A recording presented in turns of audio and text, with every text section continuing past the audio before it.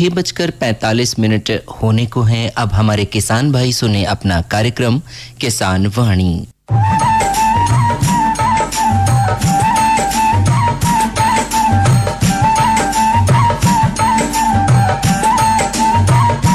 किसान वाणी कार्यक्रम के प्रायोजक हैं कृषि एवं किसान कल्याण मंत्रालय, भारत सरकार।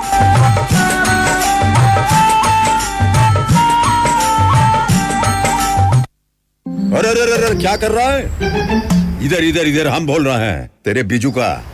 उतला बोल रहा है? पक्षियों से तो हम खेत को बचा लेते हैं, पर इन घातक रसायनों से कैसे बचाएं? मतलब? देख बेटा, तू जो ये अंधाधुंध रसायन मिलाता है ना, मिट्टी की सेहत बिगड़ने लगी है। और जब माटी ही कमजोर पड़ जाएगी तो उपज कैसे सेहतमंद होगी? अरे पहले ऐसा नहीं था।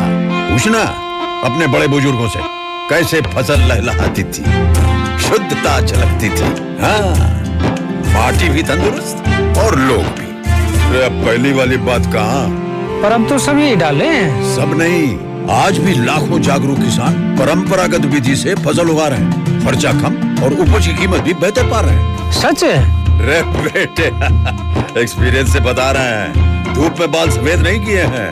हाँ। ठीक है भाई, मैं भी आज से जैविक खेती शुरू करूंगा। माटी से प्रेम की परंपरा है, परंपरागत खेती। पंचो जय हिंद। मनोज। हाँ बिमला बहनी। भाई देखो, हम सभी किसान वाणी लेके कार्यक्रम में हाजिर हो गए हैं, लेकिन कहा गवा है ना, हाँ, कि उत्तम खेती जो हर गहा और मध्यम खेती जो संग रहा। और जो पूछस हरवाहा कहाँ, बीज बूढ़ीगा तिनके तहाँ। यानी पंचो, सबसे बढ़िया खेती यही की कही जात है कि जे स्वयं करे, जे स्वयं हल चलावे। दूसर उ मान जात है, यानी दोहरे तबके के उ मान जात है जहाँ मनई साथे रह के खेती करावे। और एकरे अलावा जे ही पूछिस कि हरवाहा कहाँ है, यानी जेके खेती हरवाहा के भरोसे है, उ जान लिया कि सब कुछ डूबे डूबे है। ई हमार कहावत ना है, हाँ, घाट के कहावत है। पंचो अपने सबका हिसाब से चला गया। पंचो आज जो अपने चर्चा का विषय है उड़द मूंग की खेती। तो सबसे पहले जो उड़द मूंग खेती में काव करे कहे, कैसे करे कहे, पे सोच विचार जरूरी है। पंचो अपने सब उड़द मूंग बहुत दिन से बहुत चला होता है, मौसम में कोई नई बात ना है। लेकिन देखा ही गया है कि अगर दोहरसा माटी में उड़द मूंग की खेती की जाए तो नीक रहता है। बिल्कुल, दोहरसा माटी में नीक रहता है। बस ध्यान ही रखे के बा मनोज ना, कि उड़द मूंग के खेते में भविष्य में जल भराव की स्थिति ना पैदा हुए, ऐसा देखत रहे। यानी ऊंचाई वाला जो समतल खेत है ओकरे बड़े बहुत बढ़िया रहत है। हाँ, अगर खेत की तैयारी की बात की जाए तो पहली एक जुताई, गहरी जुताई हो चाहिए, और बाकी 2-3 हल्की जुताई कई के पाटा लगाए दे से खेत तैयार हो जाता है। खेत समतल हो चाहिए, ये बात का ध्यान रखें। और बीज के जो दूरी, बीज से बीज के जो दूरी हो चाहिए 20 से 25 सेंटीमीटर हो चाहिए। और ओका कोण के पीछे या फिर सीड ड्रिल मशीन से बुआई हम पंच कर सकी थे। बिल्कुल, और साथ ही ध्यान में ही रखा के हम पंच का कि जो अपन बिया होते है, बिया लाए के सीधे नहीं बोए का है। बीजो 4 बजे बुआई से पहले 3 ग्राम थीरम या 2.5 ग्राम डाइथेनियम 45 प्रति किलो बिया के हिसाब से उपचारित करके तबे जो है बोए तो ज्यादा बढ़िया रहे। बिल्कुल, और पंचो अपने सबका समय और परिस्थिति के हिसाब से हर कुछ करे का है। लेकिन कुछ कहावत ये है जो अपने सबका ध्यान रखे का है, वो हिसाब से तैयारी करे का है। जैसे कहा गया है कि दिन का बद्दर रात निबद्दर, अब बाहे पुरवैया झब्बर झब्बर। अब भैया घाग कहाँ कुछ होनी होई, कुआं के पानी धोबी धोई। यानी साफ बात यह है कि अगर दिन में बादर हुए और रात में बादर छट जाए तो घाग के कहा भी यह है कि कुछ यश हुए कि जौने की वजह से कुआं के पानी से धोबी का कपड़ा धोए पड़े, यानी बारिश की संभावना कम बनती है। तो भाई देखो, ये सब बात इनका ध्यान में रखे का है। लेकिन बात चल रही चूंकि बीजोपचार के, तो अगर अपने सबका जैविक विधि से बीजोपचार करे है तो करे बदे ट्राइकोडर्मा फफूंदनाशक जो होते हैं 5-6 ग्राम प्रति किलोग्राम बीज की दर से बीजोपचार अपने सब कर सकी थे। सिंचाई, हल्की सिंचाई आवश्यक है बुआई के बाद। और रह गए खरपतवार नियंत्रण, तो खरपतवार नियंत्रण अगर हाथे से की जाए तो उससे बढ़िया कुछ ना है। बिया के मात्रा, हाँ ये तो हम पंच थोड़ा सा पिछड़ गए, बिया की मात्रा 1.5 किलो से के आसपास रहना चाहिए। यानी अगर ये कही जाए कि प्रति हेक्टेयर, तो प्रति हेक्टेयर में 12 से 15 किलो बीज पर्याप्त होते हैं। बिल्कुल, ये हम पंच का ध्यान में राखी के चले का है, तबे जो है ये हम सब ही खेती उड़द के कई पाओ। मूला भाई देखो, बिया के बात आवत है ना, हाँ। तो बिया अपने सबका नीक लावे के चाहिए, नीक दुकान से लेके आके जांची परखी हुए, बिल्कुल विश्वसनीय दुकान से लावे। यही लिए पंचो आज एक सूचना है कि नकली खाद और बीज के प्रयोग से बचें। बिल्कुल। अपने सबका इस बात को ध्यान दिए का है कि आसपास में जहां विश्वसनीय दुकान हुए वहीं से खाद और बिया खरीदें। हरगिज इस दुकान से न खरीदें, इस जगह से न खरीदें कि जौने में अविश्वसनीयता पैदा हुए, यानी जहां डुप्लीकेसी की संभावना हुए, जौन नकली बीज या दवा बेचत हुए।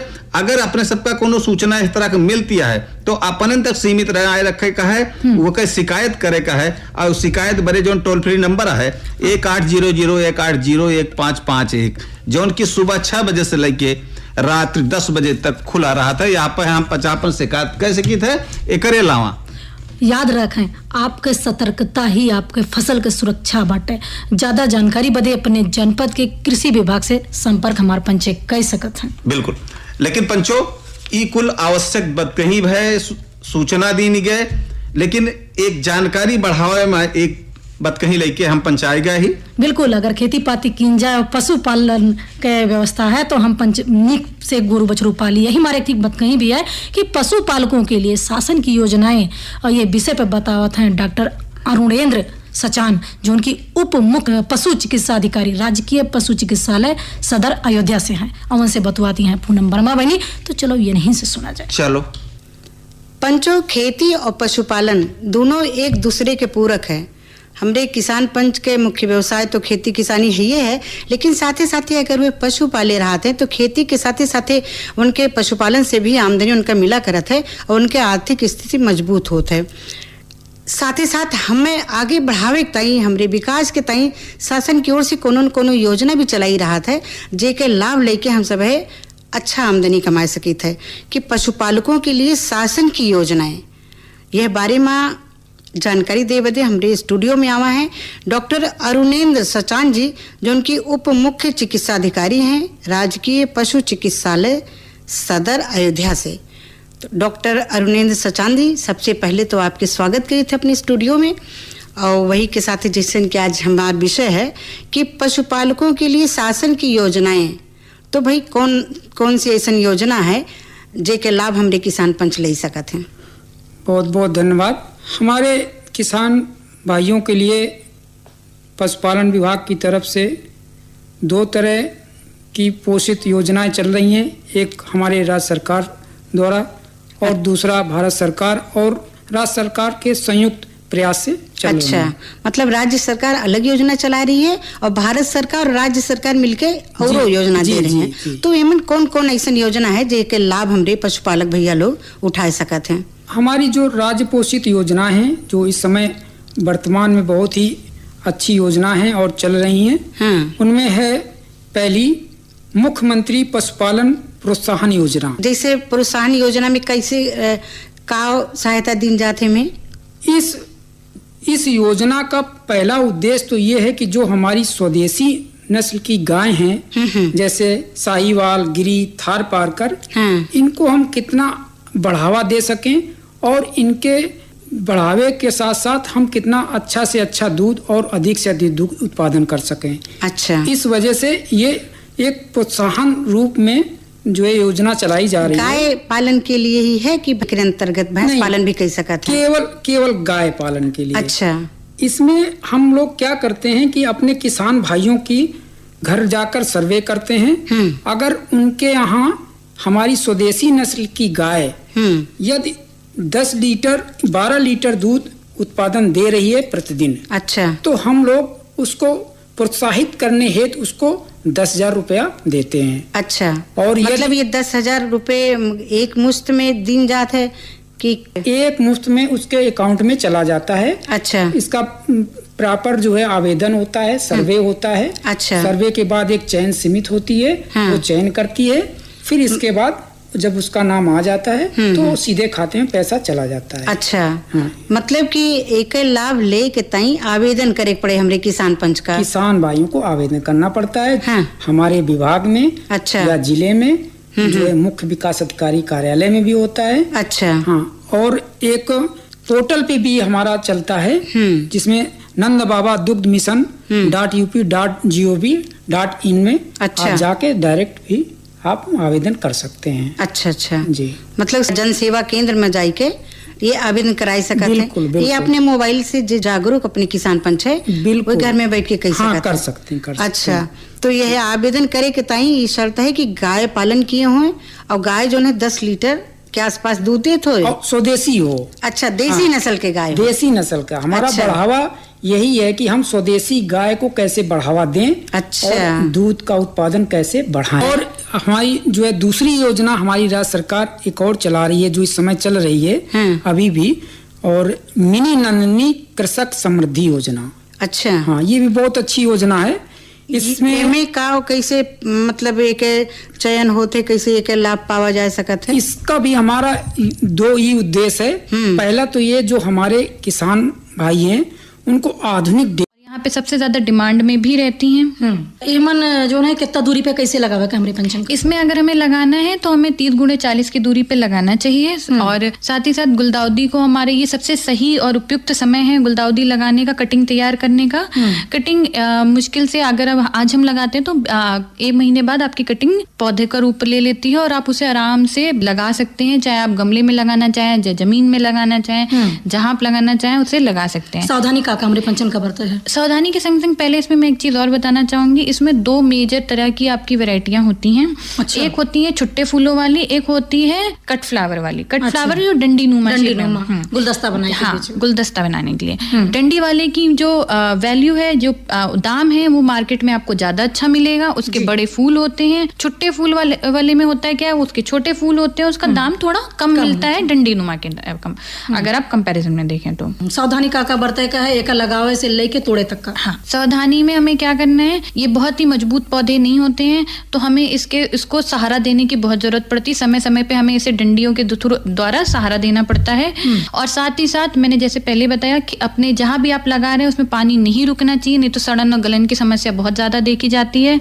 इसमें जो थोड़ा बहुत प्रॉब्लम आती है वो है आपकी मीलीबग या फिर फिड की। इससे ज्यादा और कोई इसमें कीड़े की ऐसी कोई प्रॉब्लम नहीं आती है, जिसके लिए आप कोई भी बाजार में मिलने वाली इंसेक्टिसाइड का यूज कर सकते हैं। अच्छा, कोनो भी दवाई जांच परख के बताए के दवाई लाए के डाल सकत है, कीट पतंगा से मुक्ति मिल सकत है। लेकिन का लगावत के पहले सावधानी बरता है हमारे पंचायत की, जैसे हम सभी शोधित करे थे, ऐसा कोनो तरकीब है? जब हम कटिंग लगा रहे हैं तो हमें बस थोड़ा सा ध्यान ये रखना है कि कटिंग जो हम ले रहे हैं वो हमें अच्छी स्वस्थ कटिंग होनी चाहिए, उसमें पहले से कोई बीमारी नहीं होनी चाहिए। कटिंग लेने का तरीका है, हमें पौधे के ऊपर ही हिस्से से कटिंग हमेशा लेनी चाहिए, जिसमें 4 से 6 पत्तियां हों, तभी कटिंग लें। कटिंग बहुत ज्यादा मोटी नहीं होनी चाहिए और ना ही बहुत ज्यादा पतली होनी चाहिए। आपके पेंसिल की मोटाई के अनुसार आपकी कटिंग तैयार होनी चाहिए। अगर हम बहुत बड़े पौधे से ले रहे हैं, अगर हम छोटे पौधे से ले रहे हैं तो उससे पतली आप कोई भी देखेंगे तो पतली कटिंग ली जा सकती है। डॉक्टर बनी का ये जो दोनों खेती के बारे में बात की हूँ, गुलदाउदी है और रजनीगंधा, ये अपने यहाँ बढ़िया तरीके से तैयार की जा सकते है, कोनो मेरे के दिक्कत हमारे पंचन का तो ना आई? नहीं, तो ये सबसे फूलों में सबसे आसानी से की जाने वाली खेती है। अगर आप इस समय बाजार में जाएं तो इस समय तो रजनीगंधा के फूल भी आने लगे हैं। इस सीजन से आपको फूल दिखना शुरू हो जाते हैं। जिन्होंने पहले बुआई कर दी होगी उसमें अब फूल आने लगे होंगे। तो ये कब बुआई हो रही है? अगर जल्दी बुआई करते हैं तो अप्रैल में हम बुआई कर देते हैं। अच्छा। जो थोड़ा सा लेट हो जाते हैं वो मई तक बुआई करते हैं तो उनके फूल थोड़ा लेट आते हैं। जिन्होंने अर्ली बुआई कर दी होगी उनके समय फूल आने दिखे। बाजार में आपको जो फूल मिल रहे हैं वो अर्ली बुआई वाले हैं। जो थोड़ा लेट करते हैं वो थोड़े लेट में आते हैं। तो यमन प्रजातियों का भी बात होती है ना, कि ये प्रजाति का यह समय लगा है, ये प्रजाति का यह समय लगा। जी, जैसे मैंने अभी आपको बताया उनमें से कुछ ऐसी प्रजातियां जैसे मैक्सिकन सिंगल, ये आपकी अर्ली वैरायटी है। वही हम बात करें स्वर्ण लेखा या रजत रेखा की, वो आपकी लेट वैरायटीज में से गिनी जाती है। बात की जाए डॉक्टर बनी गेंदा के, तो गेंदा का ज्यादा महत्व दिन जाता है नहीं है। तो गेंदा के खेती का किन जाता है, ऐसे ही मौके पर किन जा सकता है? देखिए, गेंदा एक ऐसी फसल है जो आप किसी भी साल के किसी भी समय ले सकते हैं। मगर अब हमारे संग क्या है कि जो बरसात में लेने वाली अगर गेंदा की फसल लेते हैं तो उसमें जो उपज है वो उतनी अच्छी नहीं आती जो जाड़े और में आती है। अब हमारे वहाँ कुछ ऐसी वैरायटीज हैं जिनकी उपज गर्मियों में भी बहुत अच्छी आती है, मगर अगर हम देखें अभी बरसात के लिए ऐसी बहुत ही कम वैरायटीज है जो बरसात में अच्छी फसल दे पाती है। कर सकते हैं, बट उससे ज्यादा आपको जो दाम है वो रजनीगंधा और गुलदाउदी की खेती से मिलेगा। बिल्कुल। और कोने कोने फूल की खेती की जा सकता है, जैसे गुलाब भी है, तो गुलाब के फूल की खेती में क्या गुलाब के फूल की अगर हम बात करें तो गुलाब के लिए अभी मैं नहीं कहूँगी उपयुक्त समय लगाने का, क्योंकि इस समय बरसात का टाइम है, बहुत ही जल्दी आपके गुलाब में सड़न और कुछ इंसेक्ट्स की प्रॉब्लम आने लगती है। मैं कहूँगी आप गुलाब का जब भी पौधा लगाना हो तो अक्टूबर के समय लगाएं। अक्टूबर एक उपयुक्त समय माना गया है गुलाब की खेती के लिए। जी, डॉक्टर सची गुप्ता बहनी आयन और तकनीकी तरीके से फूलों की खेती कर आमदनी बढ़ाएं, यह विषय पर पुरार जानकारी दी आप सहायक प्राध्यापक पुष्प कृषि एवं भूदृश्य विभाग उद्यान एवं वानिकी महाविद्यालय आचार्य नरेंद्र देव कृषि एवं प्रौद्योगिकी विश्वविद्यालय कुमारगंज अयोध्या से आयन और हमरे पंचन का इतनी बढ़िया जानकारी दी एके बदे आपका बहुत बहुत धन्यवाद। हे भैया, हाँ भैया, फूलों की खेती कर आमदनी बढ़ाएं एक जानकारी देते रहे डॉक्टर सची गुप्ता और मंजू मौर्य बतियात रहे। आशा ही नहीं पूरा विश्वास है पंच भाई जरूर अमल करें। बिल्कुल, देखा बताएं न खूब बढ़िया से बताएं कि जो न फूल बढ़िया रहे तो बाजार में भाव बढ़िया मिले। बिल्कुल भैया, लेकिन लगे हाथ एक ठो प्रोमो सुन ली तब आगे बात कही हो।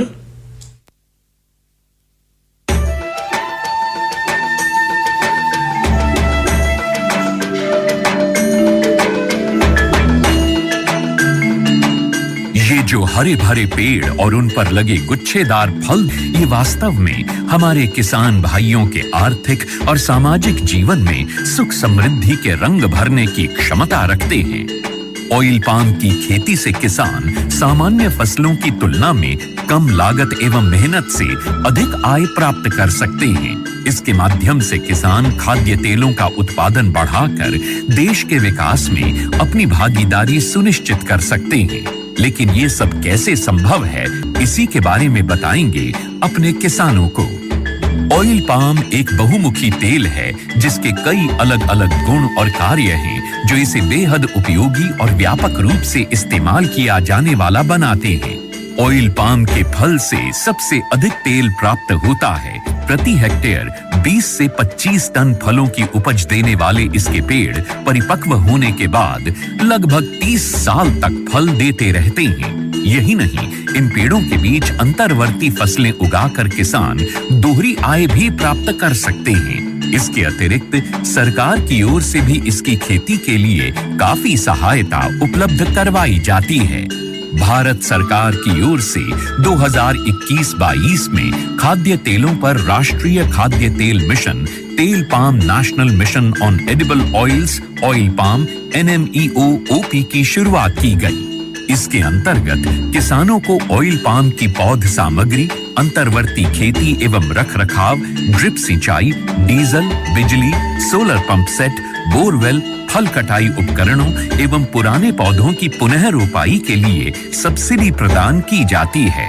इस मिशन के अंतर्गत किसानों को 1 से 5 लाख तक की राशि प्रति हेक्टेयर की वित्तीय सहायता उपलब्ध कराई जाती है। सरकार द्वारा ऑयल पाम की पौध सामग्री के लिए 20 से 29 हजार रुपये प्रति हेक्टेयर की सहायता मिलती है। इसके अलावा भी सरकार पहले 4 साल तक 42,000 रुपये प्रति हेक्टेयर की सहायता अंतर्वर्ती फसल एवं रखरखाव के लिए भी मुहैया कराती है। इस मिशन के अंतर्गत ड्रिप सिंचाई के लिए 30,000 रुपये प्रति हेक्टेयर की सहायता अतिरिक्त दिया जाता है। साथ ही किसानों के लिए फसल कटाई मशीन और ट्रैक्टर ट्रॉली की खरीद के लिए भी सहायता का प्रावधान है। कुछ किसानों के मन में ये शंका है कि ऑयल पाम के पेड़ों की सिंचाई के लिए अधिक मात्रा में पानी की आवश्यकता होती है। ये पर्यावरण के लिए ठीक नहीं है। कुछ ये भी कहते हैं कि ये धरती के उपजाऊपन के लिए भी हानिकारक हैं। किंतु जिन किसानों को ऑयल पाम की खेती से आज लाखों रुपए की वार्षिक आय प्राप्त हो रही है, उनका कहना है कि ये सारे संचय निराधार हैं। ऑयल पाम का खेती में दान और गन्ने से कम पानी लगता है। इसमें गवर्नमेंट का तरफ से ड्रिप सिंचाई के लिए पैसा भी दिया जाता है। मैंने 2015-16 से ऑयल पाम की खेती की है और इससे पर्यावरण को कुछ नुकसान है ही नहीं। और इनका जो पेड़ पौधा होता है, इनसे हम मल्चिंग भी यूज करते हैं और इनका यूज से हम काफ़ी सारा ज़मीन में नमी लेते हैं। और इनके अंदर इंटरक्रॉप जो है, जो कपास वगैरह लगाते हैं तो हम डबल गुण आय लेते हैं और अच्छा रहता है। ऑयल पाम की खेती के लिए मुझे सरकार ने पौधे सीडलिंग देते हैं। वो जब बड़ा हो जाता है, जो फल जो देता है, हर महीने सरकार उसी फल खरीदने के लिए एक रेट बना के देते हैं। वही रेट पे कंपनी खरीद लेते हैं। मैं काट के इकट्ठा कर देता हूँ, कंपनी उठा के ले जाते हैं। ऑयल पाम के लिए सरकार उत्पादों की तत्काल खरीद करती है। साथ ही सरकार एक वायबिलिटी मूल्य भी घोषित करती है, ताकि यदि भाव अचानक गिर जाए तो उस अंतर का भुगतान सरकार किसानों को करती है। सच तो ये है कि ऑयल पाम की खेती हमारे किसानों को और अधिक समृद्ध और ग्रामीण अर्थव्यवस्था को और अधिक सशक्त बना रही है। आप भी इसकी खेती और सरकारी सहायता का लाभ उठाएं और अपनी आर्थिक स्थिति को बेहतर बनाएं।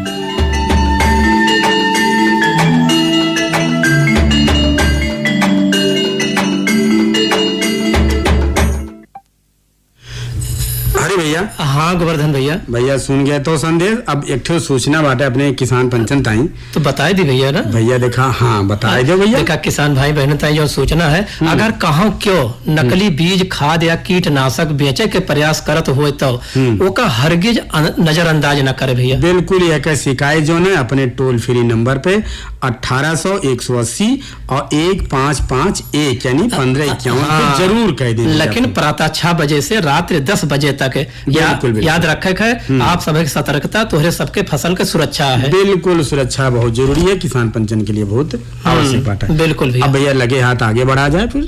देखा भैया, बिल्कुल चला भैया गीत गाना ही सुन लीजिए। हाँ, छोटे लाल प्रजापति उनका साथी के स्वर में भोले बाबा के भजन।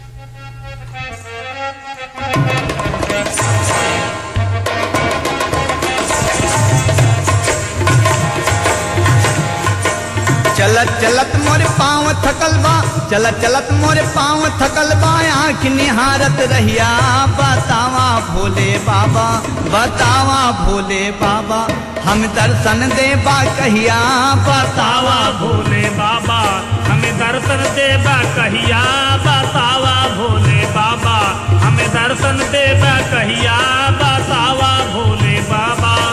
चलत चलत मोरे पाँव थकल बा, चलत चलत मोरे पाँव थकल बा, आँख निहारत रहिया बतावा भोले बाबा, हम दर्शन देबा कहिया बतावा भोले बाबा, हमें दर्शन देबा कहिया बतावा भोले बाबा, हमें दर्शन देबा कहिया बतावा भोले बाबा।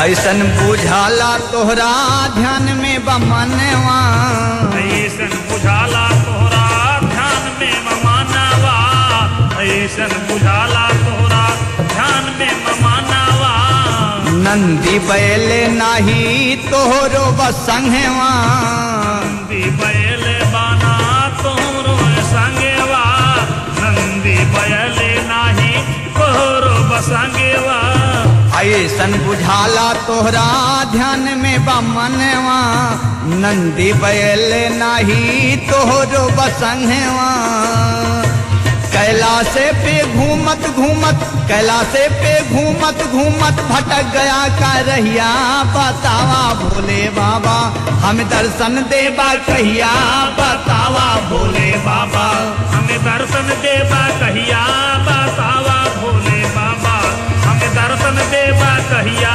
बतावा भोले बाबा।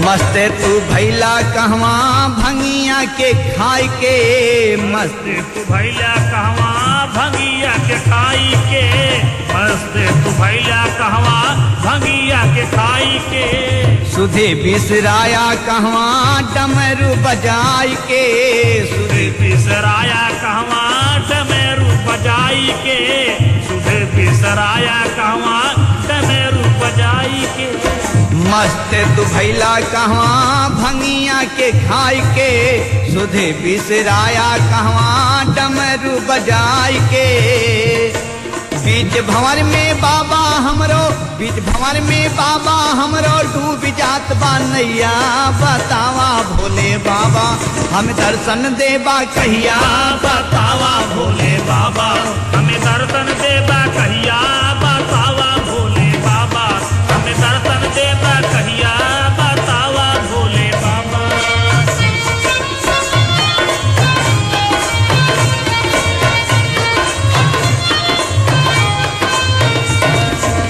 कठिन डगरे अब चली हो न जाला कठिन डगरे अब चली हो न जाला कठिन डगरे अब चली हो न जाला कहिया में जोर नाही पाँव घहराला कहिया में जोर नाही पाँव घहराला कहिया में जोर नाही पाँव घहराला कठिन डगरे अब चली हो न जाला दहिया में जोर नाही पाँव घहराला भक्तों से बाबा तब मिली हो भक्तों से बाबा तब मिली हो प्राण निकल जाए जहिया बतावा भोले बाबा हम दर्शन देबा कहिया बतावा भोले बाबा।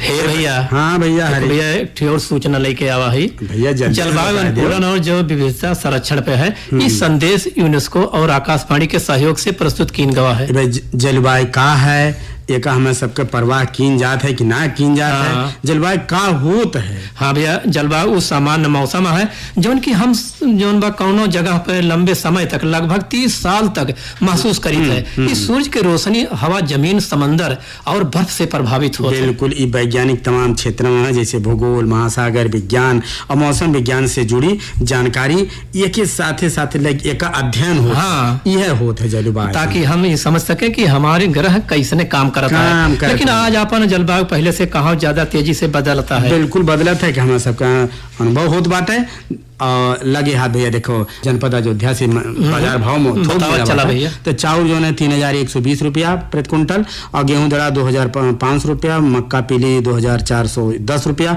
उड़द काली जो है 8950 चना देसी है 6200 रुपया मसूर 6700 रुपया अरहर साबुत 8000 रुपया अरहर दाल 10200 रुपया आलू सफेद यानी कि 1230 रुपया प्रति क्विंटल प्याज लाल 1430 टमाटर 3000 लहसुन 6400 करेला 2000 तरोई हरी 1700 बैगन 1800 और हरियर की मिर्च जो है 4700 लौकी जो है 1410 अदरक 4170 और भिंडी 1800। देखा परवल है 2800 रुपया केला पक्का 2760 नींबू 5200 रुपया पपीता 2780 भैया गुड़ भट्टी है 4440 यानी चीनी 4140। बिल्कुल लगे हाथ कृषि मौसम विज्ञान विभाग से जो सूचना मिली बाटे मौसम का तो तापमान अधिकतम 33.5 अंश सेंटीग्रेड जो सामान्य से 0.5 ज्यादा रहा और न्यूनतम जो 26 रहा जो सामान्य रहा और सापेक्षिक आर्द्रता जो अधिकतम 81% और न्यूनतम 67%। हवा की गति 1.7 किलोमीटर प्रति घंटा की रफ्तार से दिशा दक्षिणी पूर्वी रहा।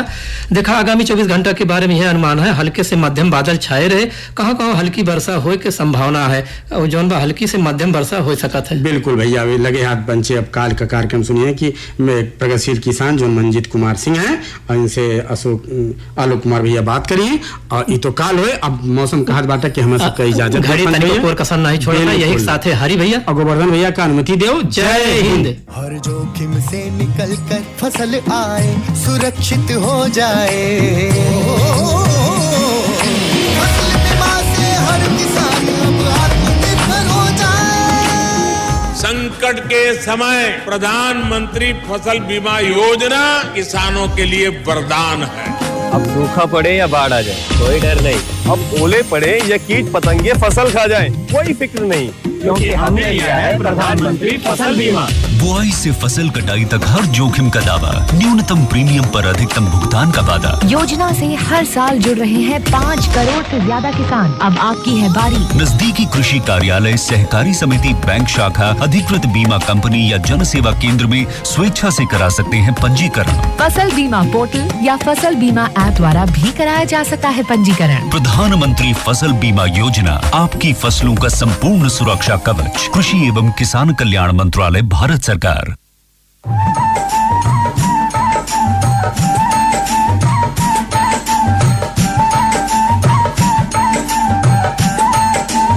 किसानवाड़ी कार्यक्रम के प्रायोजक रहे कृषि एवं किसान कल्याण मंत्रालय, भारत सरकार।